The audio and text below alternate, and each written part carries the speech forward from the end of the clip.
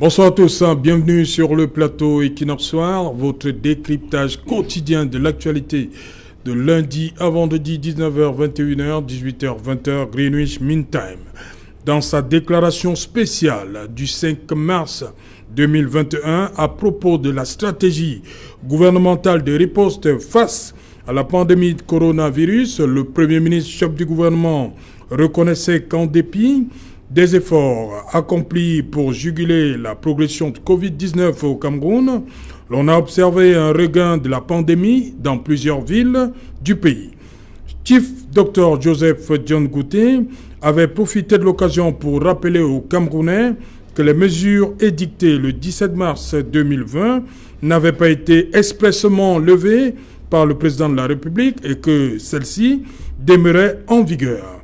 Il s'agissait, entre autres, de l'interdiction des rassemblements de plus de 50 personnes sur toute l'étendue du territoire. Considérant les mesures édictées le 17 mars 2020 par le gouvernement pour éviter la propagation du Covid-19 et eu égard à la recrudescence du nombre enregistré depuis quelque temps dans la région de l'Ouest, le gouverneur Awa Fonka Augustine a pris un arrêté hier 5 avril 2020, suspendant pour une période de 2 mois, éventuellement renouvelable, en fonction de l'évolution de la pandémie, l'organisation des funérailles sur toute l'étendue de son territoire de commandement. Les autres cérémonies populaires, à savoir obsèques, mariages et concerts, devraient se soumettre au respect scrupuleux du quota de 50 personnes ainsi que toutes les autres mesures barrières. Dans cette même journée du 5 avril, le président de la République signait le décret numéro 2021-202 du 5 avril 2021 instituant des obsèques officielles samedi 10 avril 2021 à Bakassa en l'honneur de M. Pascal Moncom, président directeur général du groupe Société des établissements Moncom. Madame, Monsieur, tout à l'heure à 20h, c'est la grande édition d'information qui vous sera présentée par Cédric Noufelet. Tout de suite après, c'est le débrief du journal.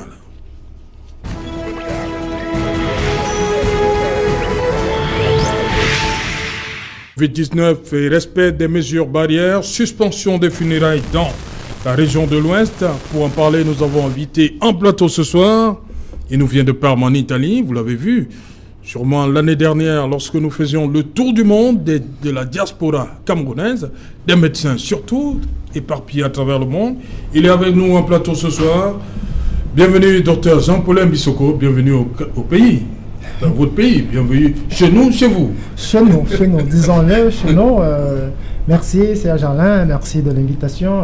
On s'est écouté ce matin, tu n'as pas hésité à m'inviter à ton plateau, que j'ai le plaisir et l'honneur de participer. Merci, je voudrais dire merci particulièrement au groupe Equinox et pour tout ce que vous faites pour la sensibilisation de la population camerounaise, surtout en ce qui concerne la santé, surtout en ce moment où nous sommes vraiment très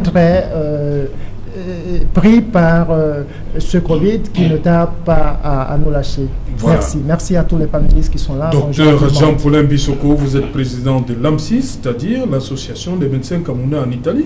Oui. Également représentant de l'Ordre national des médecins du Cameroun en Italie. Oui. Vous exercez à Parme, en Italie. On va évoquer l'Italie et le Covid-19 tout à l'heure, le temps de présenter les autres. Merci. Bonsoir, Amar Noutaka. Bonsoir, c'est Jalin. Vous avez insisté, hein, il faut mettre deux. Il fallait ce Il y a Noutak 1, c'est qui Noutak 1, c'est mon feu papa, qui je rends hommage ici ce soir. Donc, je suis bien et bien Amar Noutak 2. Oui. Je dis bonsoir à vos Lui aussi, il était Armand. Non, il s'appelait Joseph. Donc le 2, c'était juste pour différencier au niveau du nom de famille, en fait. Oui. Alors, je dis bonsoir à vos millions de téléspectateurs. Je suis très heureux d'être là. C'est ma première fois de participer à cette brillante émission qui sensibilise au quotidien les Camerounais. Je voudrais saluer, comme ça, d'emblée, les populations de mon beau village, Babongoum, parce que Je rends toujours hommage à mes ancêtres, partout où je vais, je sais qu'ils me protègent. Et je voudrais saluer les 124 militants du MRC qui sont incarcérés, injustement, actuellement, ayant marché pour revendiquer le 22 septembre dernier la fin de la crise anglophone et un code électoral consensuel. Ok. À côté de vous, Élie Tchema. Bonsoir Élie. Bonsoir Serge-Alain. Bienvenue une fois de plus. Merci. Merci encore une fois pour votre invitation. Je commencerai toujours comme d'habitude par dire bonsoir à tous vos millions de téléspectateurs.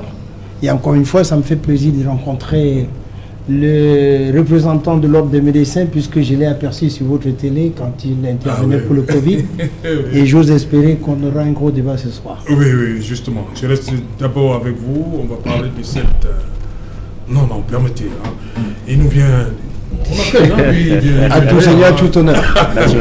Naturellement. Docteur Paulin Bissoko, on sait ce que l'Italie a eu à, on ne va pas dire subir, à endurer par rapport à cette pandémie. Quel est l'état aujourd'hui de, on va dire, la pandémie en Italie?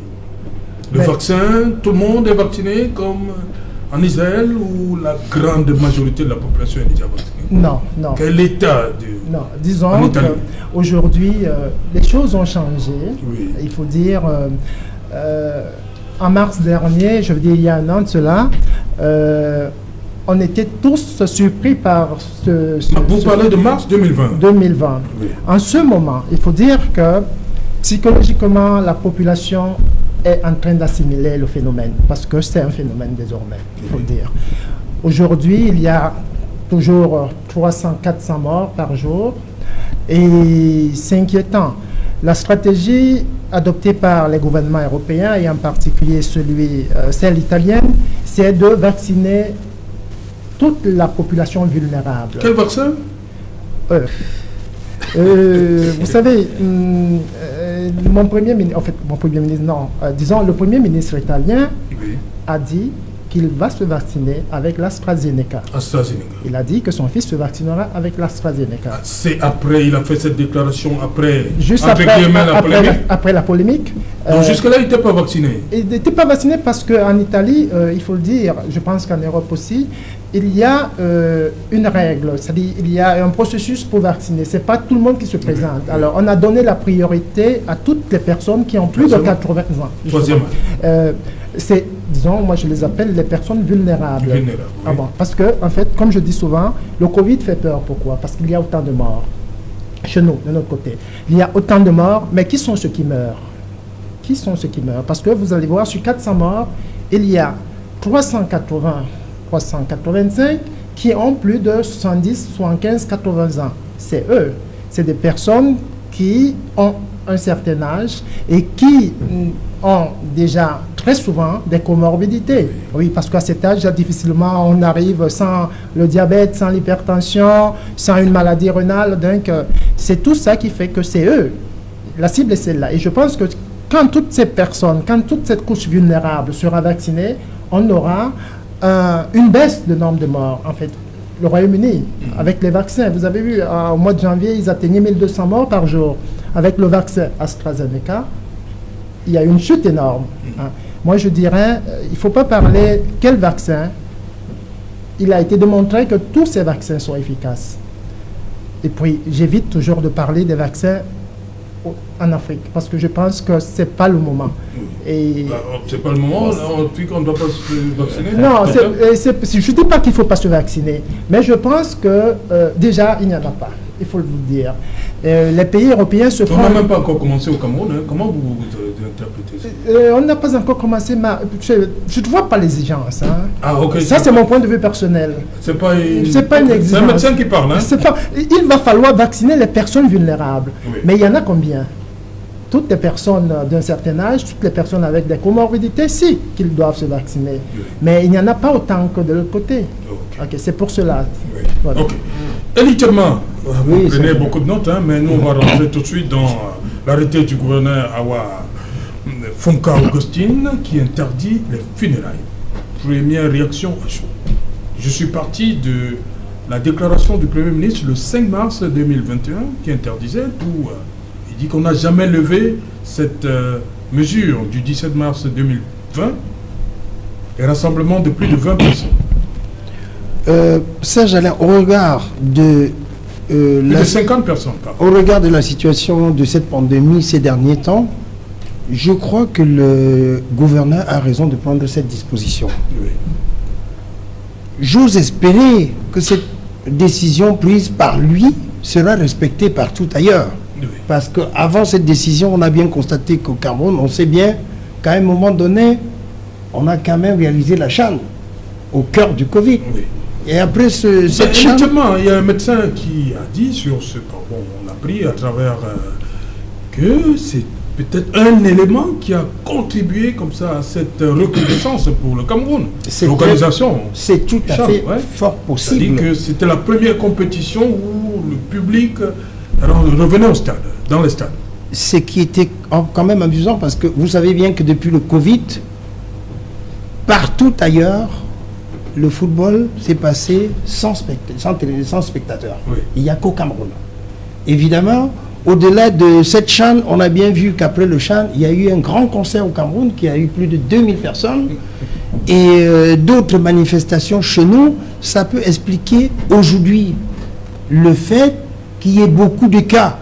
Mais toutefois, je me réjouis des propos du médecin que j'ai entendu tout à l'heure, parce que sur votre plateau, je vous ai toujours dit, depuis 2020, avec la Covid, il y a eu une communication cacophonique qui a mis plus de peur dans l'esprit des populations. Et vous savez, quand il y a de la peur, si on prend de l'angoisse, ça devient dangereux. Et dans ce cas-là, je crois qu'aujourd'hui, on parle du Covid, mais dans le nombre qu'on nous donne, je veux bien être curieux de savoir les statisticiens qui nous interprètent. Qu'est-ce qui est Covid dans ce nombre-là? Qu'est-ce qui est mort par tous les problèmes que nous vivons au Cameroun aujourd'hui? Et qu'est-ce qui est mort d'autres maladies? Ça, c'est difficile à interpréter.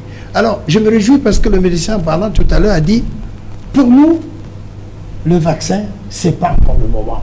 Et je crois que c'est ce genre de langage, ce genre de propos un peu rassurant qui peut nous rendre un peu plus responsables face à cette maladie. Parce que je vais bien prendre les chiffres du Cameroun. Et il a dit tout à l'heure, j'en profiterai pour lui poser une question. Nous avons aujourd'hui environ 59 000 cas. 38 000 cas traités, environ 300 morts. Au regard des chiffres, cher docteur, est-ce que vraiment on peut considérer que dans notre cas, plus particulièrement au Cameroun, c'est vraiment une urgence ou bien nous devons nous voir la situation des autres et un peu réfléchir pour lutter contre cette pandémie?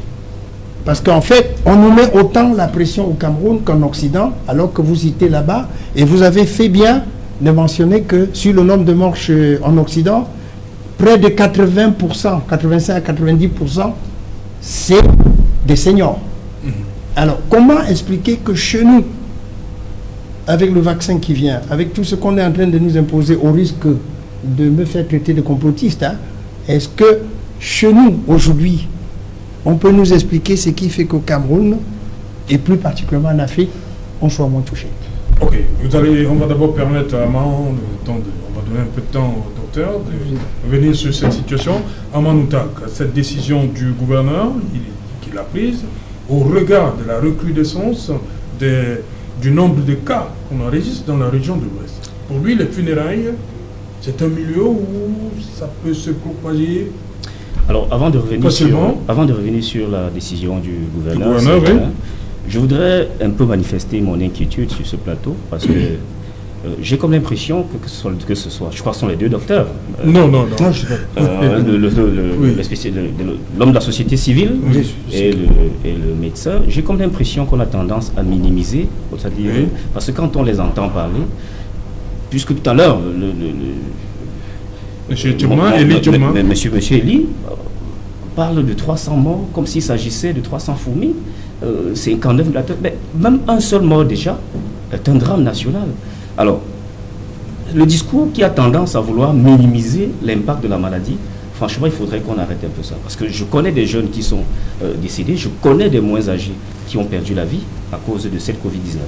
Donc, c'est cette précision que je voulais apporter. Il ne faudrait pas que nous donnons l'impression aux Camerounais qu'il n'y a rien du tout et que tout se passe bien. Parce que contrairement à ce que M. Elie est en train de dire, cette tendance au laxisme, on se connaît, nous sommes des Camerounais, cette tendance au laxisme va encourager les citoyens à relâcher les mesures barrières. On se connaît, nous sommes dans la rue tous les jours.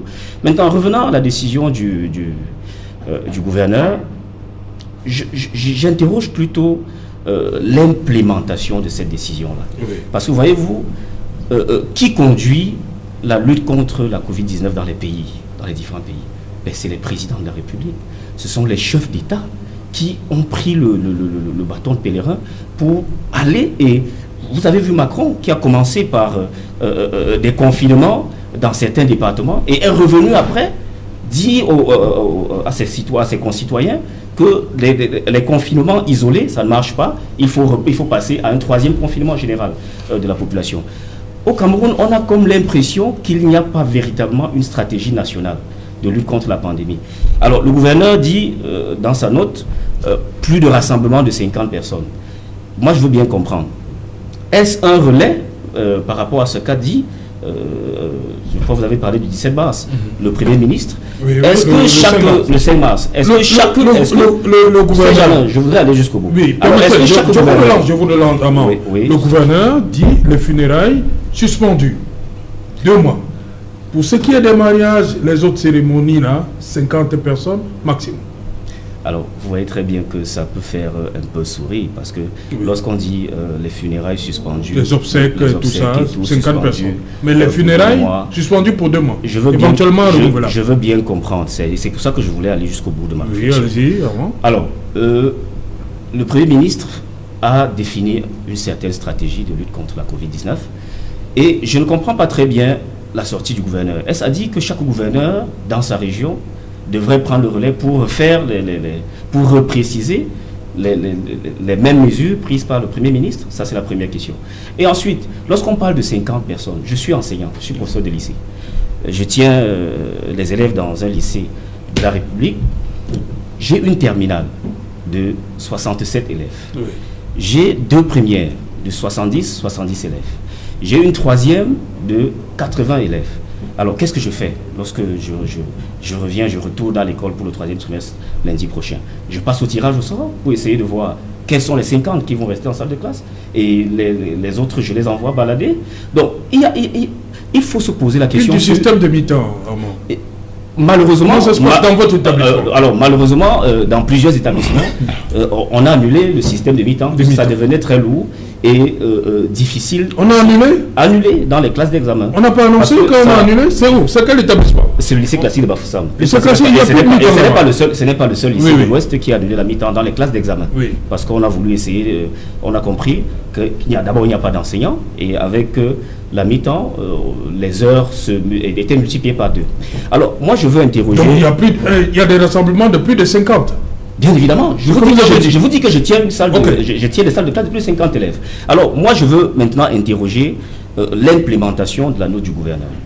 Alors, vous savez très bien que lorsqu'on part de Yaoundé, par exemple, il y a des bus de 70 places. Oui. Alors, qu'est-ce qu'on fait? On arrive à Makénéné, à la frontière avec l'Ouest, on décharge 20 personnes pour entrer à l'Ouest avec 50, afin de respecter la note du gouverneur. Moi, je dis simplement que le gouvernement, et vous avez constaté depuis le début de la crise, le gouvernement camerounais a tellement titubé. On savait le gouvernement incompétent, mais la Covid-19 est venue renforcer ou bien mettre au grand jour cette incompétence-là. Parce que si vous remontez les tweets du ministre de la Santé, vous vous souvenez qu'il y avait une hésitation entre un confinement général et l'accélération des mesures barrières. Du coup, vous voyez le même ministre qui vous dit ça ne va pas, il y a des contaminations au quotidien, mais restez chez vous. Mais un gouvernement qui vous dit ce n'est pas le confinement. Alors, qu'est-ce que ça veut dire rester chez vous alors qu'il n'y a pas de confinement? Et vous voyez très bien qu'on continue à tituber.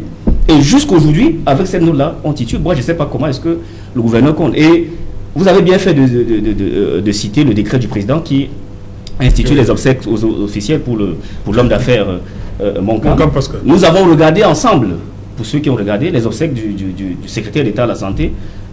Déjà même à Doumgarou, on a vu la levée de corps. Des rassemblements monstres de personnes. Du coup, dans l'opinion, on se dit, bon, voilà, ce sont des mesures qui concernent les pauvres.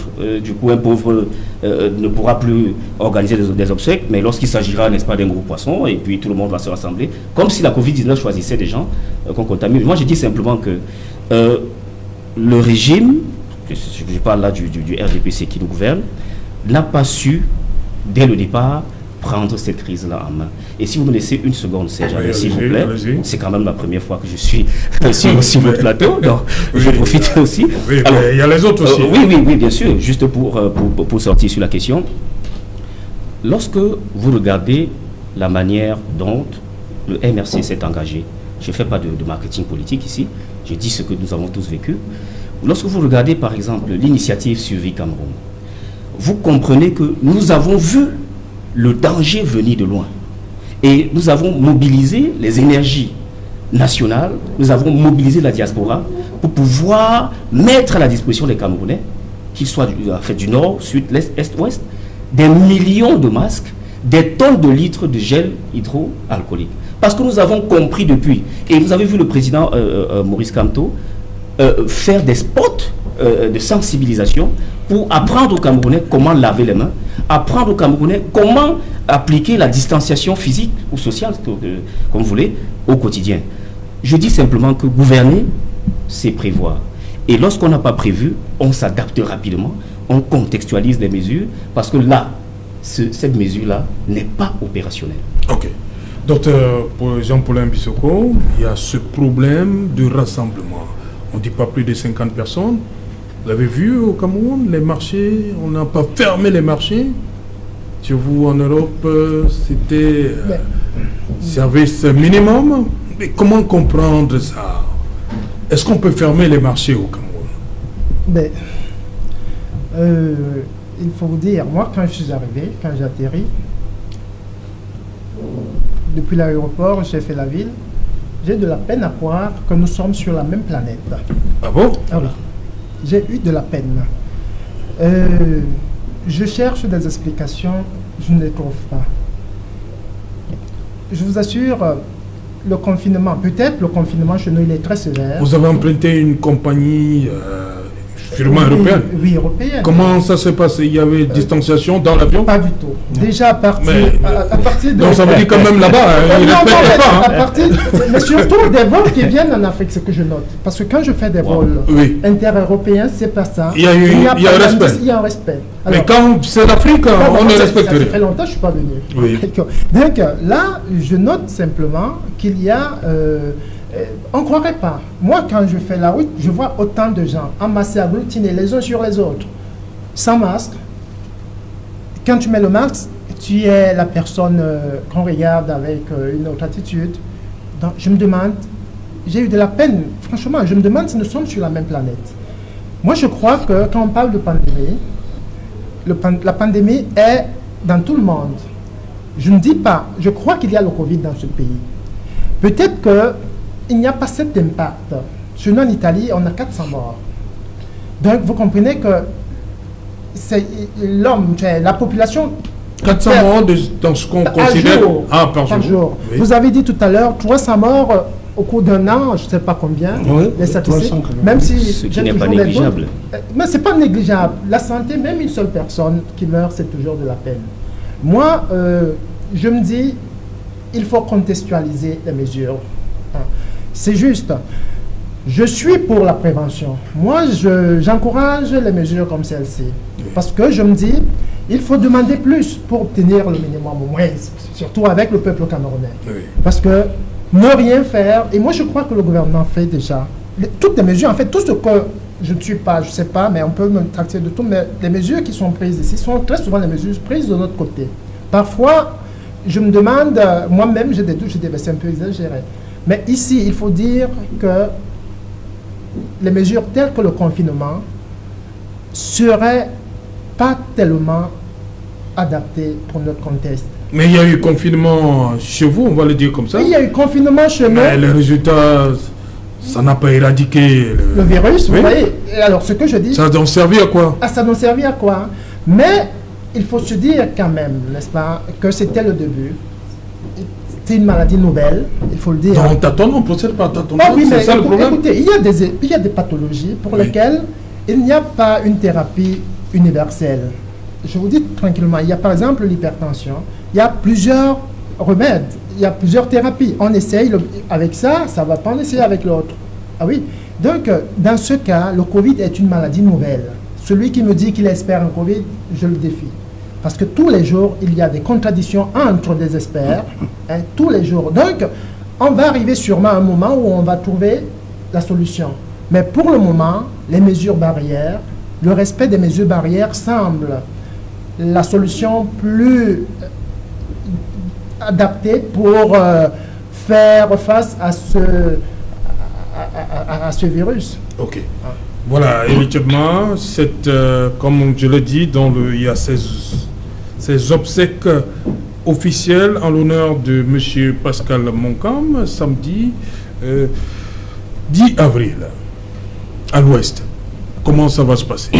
Je crois que c'est à ce niveau-là qu'on va essayer de voir si la décision prise par le gouverneur est respectée. Parce qu'il ne faudrait pas que d'un côté, on puisse voir que ce n'est pas respecté et que de l'autre côté, on fasse de la pression pour la faire respecter. Ceci dit, je crois que le panéliste du MLC n'a pas compris l'intention qui était donnée tout à l'heure. Nous, quand nous gérons les risques, et c'est le premier rôle des médecins, on cartographie. Et on doit toujours chercher la situation la plus grave avant de s'orienter. Quand je pose la question à savoir 58 000, 38 000 soignés et 308 morts. Si je prends en un an au Cameroun, les accidents de la route ont fait plus de 500 personnes. Donc s'il y avait une priorité et moi j'étais un homme politique, j'agirais d'abord sur ce qui est prioritaire. Cette pandémie-là, et je peux vous dire, quand on prend l'histoire des pandémies dans le monde, il y a eu la pandémie d'Athènes qui a fait 200 000. Il y a eu la pandémie en Roumanie qui a fait 10 millions de morts. Il y a eu une pandémie noire qui a fait entre 35 et 40 millions. Il y a eu le choléra. Il y a eu la grippe asiatique. Il y a eu le sida. Et on a su que pendant longtemps, le sida, jusqu'à ce qu'on entende la Covid l'année passée, c'était 2 millions de morts par an. Alors, le cas de la Covid semble être un cas particulier et qui a créé une cacophonie totale. Et je vous disais ici sur ce plateau, face à une situation de crise, regardez très bien, quand il s'agit d'une catastrophe en Europe, si c'est un incendie grave, c'est les avions qui sortent partout parce qu'ils sont préparés pour ça. Mais quand il s'agit d'une pandémie, c'est parce que ça va très vite et ça tue rapidement. Mais il se fait que lorsque vous regardez aujourd'hui la carte du monde avec cette histoire de Covid, vous verrez que la zone européenne est totalement bleue. Aux États-Unis, c'est bleu. En Amérique latine, c'est légèrement bleu. Et en Afrique, vous verrez un peu des pointillés un peu partout. Alors, est-ce que ça justifie, et le docteur l'a dit tout à l'heure, que l'on fasse exactement comme en Europe? Il faut contextualiser. C'est-à-dire que nous devons agir en fonction de nos moyens. Et je tiens à préciser, et j'attends toujours que les médecins me l'expliquent ou les scientifiques, sur les 38 000 cas soignés chez nous, qu'on nous explique quelle est la thérapie, le protocole utilisé. Puisque pendant longtemps, Monseigneur Cléda a dit ici, il a donné des chiffres. Sur les 3 000 qu'il avait soignés, c'était à 100%. Alors, si tel est le cas, il faut bien qu'à un moment donné, on se dise, nous, on a une solution, on peut l'implémenter, faire une communication efficace pour que ça permette à tout le monde de mieux comprendre. Par ailleurs, face à une crise, quand elle arrive, le comportement humain nous aide à mieux comprendre. Dès qu'il y a quelque chose de nouveau, ça fait peur. Et si vous communiquez en incluant plus de peur, on passe à des angoisses. Et après ça, ça devient plutôt une sorte de questionnement. Et dans la troisième phase, c'est la polémique. Et si vous voyez dans tout le monde entier aujourd'hui, prenez la France. Ils ne sont pas plus nantis que nous. Quand vous regardez chaque jour à la télévision, c'est encore plus cacophonique que chez nous. Pourtant, c'est un pays occidental. Mais je crois que la décision du gouverneur est la bienvenue parce que à l'ouest, c'est un cas contextuel, comme il a dit tout à l'heure. Oui. Des funérailles, ça se prépare pendant des années. Pour certains, pendant plus de 10 ans. Et quand on fait des funérailles, c'est pas pour inviter 2 personnes. C'est pas pour 10 personnes. C'est un haut lieu de... C'est un haut lieu de rencontre. Oui. Il n'a pas interdit les enterrements. Ce qui est normal. Au cours des enterrements, on peut très rapidement limiter. Oui, là-bas, c'est 50 personnes. Hein. Voilà, on peut limiter et ça peut être respecté. Mais on ne peut pas aussi limiter les funérailles. Est-ce qu'on peut pas limiter il faut être objectif. Les funérailles, j'en fais tous les jours. Oui. Et je dis bien, vous avez des funérailles... Ça fait sourire à Manoutak. Non, vous avez des funérailles... Vous avez des funérailles que vous faites pour plusieurs membres d'une famille et qu'on organise pendant au moins une dizaine d'années. Oui. Ça veut dire que c'est une fête grandiose où on fait venir un certain nombre de personnes, mais quand il y a un enterrement, dans l'empressement, on peut très rapidement décider que ce soit uniquement la famille. Okay. Donc, et je peux vous dire qu'il y a 2 semaines, j'ai observé un funérail à l'ouest. Il y avait combien? Les gars. Ok. Amanoutak, vous allez arriver.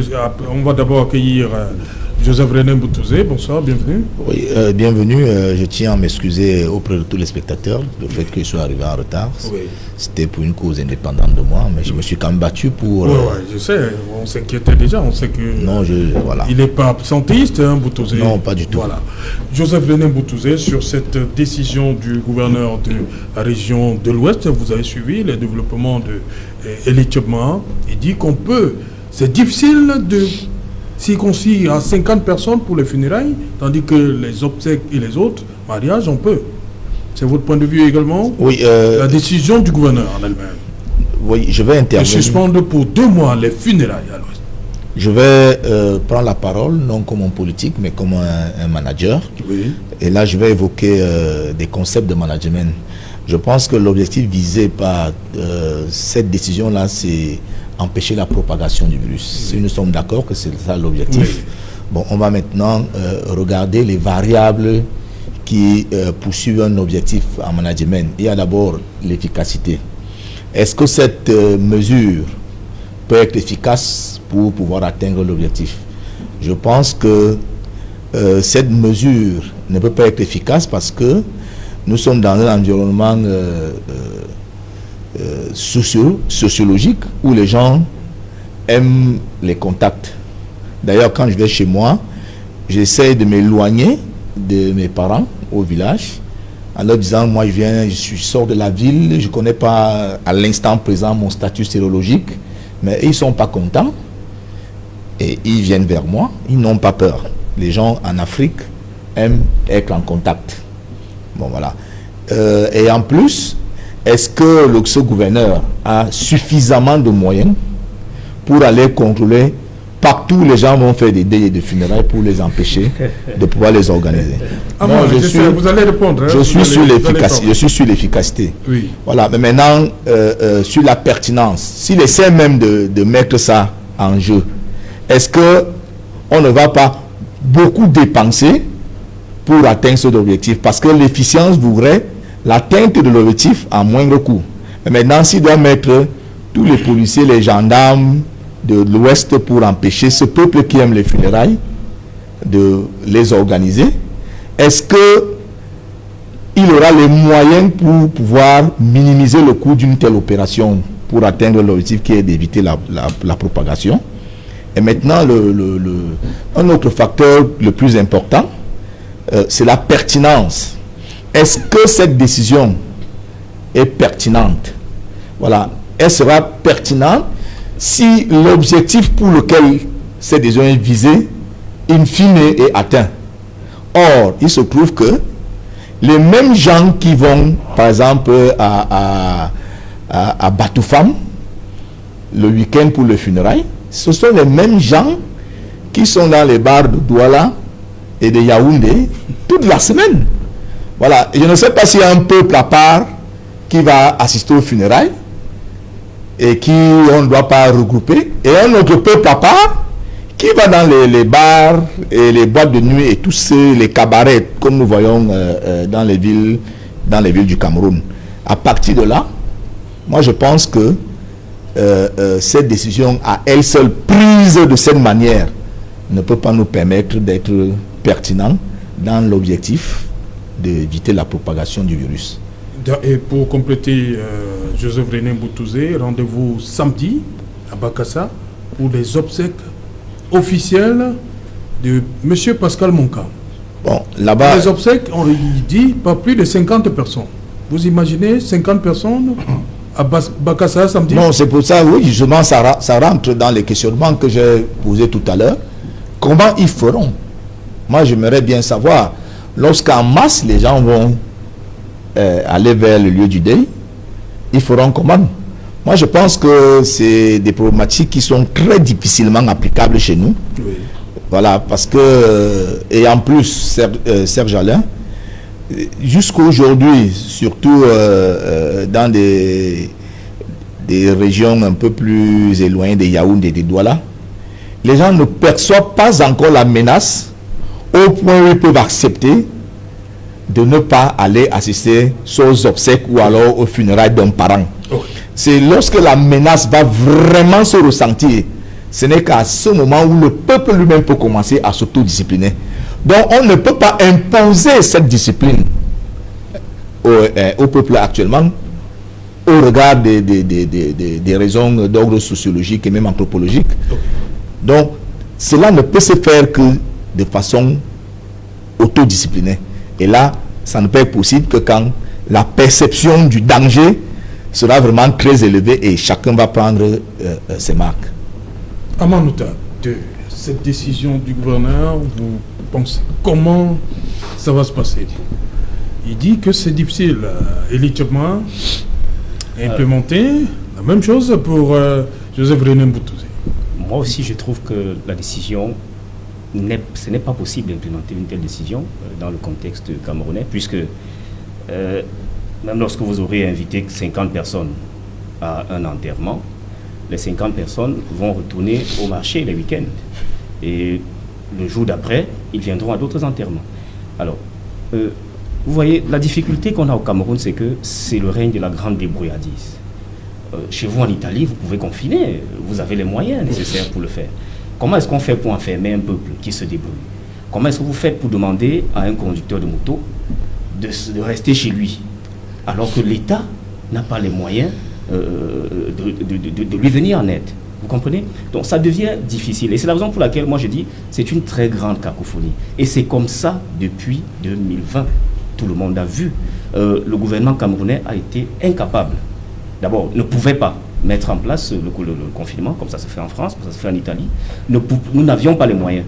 Maintenant, nous avons aussi vu dans certains pays africains quand même, au Sénégal, au Niger même, qui a un PIB plus bas qu'au Cameroun, où des gouvernements ont mis en place des grosses cagnottes. Au Niger, par exemple, on parlait de 500 milliards, 1000 milliards au Sénégal, pour essayer de venir en aide aux populations afin de les pousser à limiter les contacts physiques au quotidien. Vous comprenez? Vous ne pouvez pas demander à une maman qui vend ses tomates au marché de rester à la maison alors que vous n'allez rien faire pour elle. C'est de ça qu'il est question. Maintenant, je suis surpris que les gens s'asseyent dans leur bureau. Heureusement, le représentant du RDPC, nous sommes tous d'accord sur ce plateau, pour une fois. Je suis surpris que des gens s'asseyent dans leur bureau, prennent des décisions sans avoir étudié l'impact ou bien comment ces décisions-là peuvent être implémentées sur le terrain. Ça ne fait pas sérieux. C'est une cacophonie totale. Maintenant, moi je vais encore aller un peu plus loin. Vous avez remarqué, et c'est peut-être une parenthèse, le silence des présidents des conseils régionaux. Mais à quoi ces gens nous servent finalement? Parce que, au moins pour la forme, Serge Alain, on se serait attendu que ce communiqué soit co-signé avec par oui, monsieur Hilaire Foka, président du conseil régional, et le gouverneur.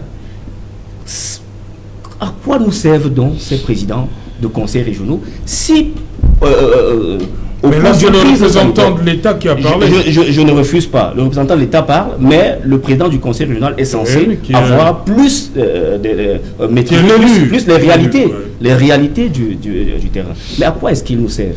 Ils sont silencieux, on ne les voit pas. Et je vous dis ici que cette décision-là ne sera pas implémentée parce que c'est impossible. Lorsque l'on est dans un pays où Vous Camerounais... voyez que ça ne peut pas se faire samedi à Bakassa? On ne peut pas avoir 50 personnes. C'est là la jauge samedi? Ces gens-là, si on s'en tient, n'est-ce pas, à l'espérance de vie au Cameroun, on suppose que d'ici samedi, nous serons toujours vivants et que nous allons regarder les images qui viendront de Bakassa, mais ce ne sera pas possible. Du coup, comme je vous l'ai dit tout à l'heure, les gens ont comme l'impression que les mesures et autres décisions visent plutôt le bas peuple, c'est-à-dire ceux-là qui n'ont pas les moyens nécessaires, ceux-là qui sont des débrouillards. Donc, moi je dis, il faudrait que le gouvernement redéfinisse une stratégie nationale de lutte contre la Covid-19. Parce que depuis 2020, on titube. Depuis 2020, on fait des va-et-vient. Et vous avez constaté... C'est pas seulement au Cameroun qu'on titube, hein, vous avez suivi... oui, mais nous n'allons pas justifier notre médiocrité par, je ne sais pas comment, la médiocrité des autres. Je parle du Cameroun, je parle de mon pays, je parle de ce que j'aurais souhaité voir ici au Cameroun. C'est ça qui s'agit. Alors, le président de la République, Paul Biya, a mis en place un fonds de solidarité. Dans lequel il a injecté 1 milliard et les autres composantes de la société sont venues, ont cotisé et tout le reste. Mais qu'est-ce qu'on a vu? Je pense que jusqu'ici, et j'aimerais bien quitter la terre un jour en expliquant à mon fils, comment est-ce que les gens pensaient lutter contre la Covid-19 avec des seaux et des morceaux de savon? Moi, je n'ai jamais compris cela, ces gens-là. Alors, comment est-ce qu'on a pu croire qu'en distribuant du riz, en distribuant des seaux, en distribuant du savon aux populations, on pouvait lutter contre une pandémie grave comme celle-là? Plus encore, je vais aller encore plus loin, et ce n'est pas le représentant du RDPC qui va me contredire ici. Le fonds de solidarité, parce que nous ne devons pas seulement interroger la maladie, il faut interroger aussi tout ce qui tourne autour de la maladie. Le fonds de solidarité mis en place par Paul Biya, le président de la République actuelle, on a cotisé combien? On a dépensé combien? Et si jamais il y a du reliquat, il reste combien? C'est de ça justement, il y a un audit qui est commandé depuis. Docteur Paulin Bikosso, Bissoko, vous dites que vous avez de la peine à croire que nous vivons sur la même planète. Ouais. Mais longtemps on nous a dit que c'est les recettes des grands-mères, que ça fonctionnait beaucoup au Cameroun. Il y a le médicament du Monseigneur Cléda qui a marché. Lorsque vous regardez les marchés, les gens pratiquement se marchent même dessus. Mais le Cameroun, l'OMS avait prédit l'hécatombe. Ouais.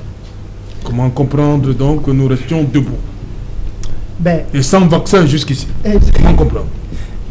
Comment comprendre? Comme disait tout à l'heure Joseph René Boutouzé. Oui, je pense qu'il y a un problème sociétal. C'est-à-dire, il n'y a pas...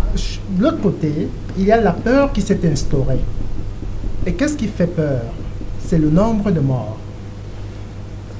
Vraiment, quand vous voyez l'ambulance toutes les 5 minutes passer devant votre rue, on vient porter la voisine, on vient porter le voisin. Avant de sortir, vous réfléchissez 2 fois. Ah oui, vous réfléchissez. Ce n'est pas le cas ici. Je ne dis pas qu'il n'y a pas de mort. Je dis simplement que le peuple camerounais n'a pas compris l'importance de se préserver de cette maladie, qui est là. Mais j'explique aussi que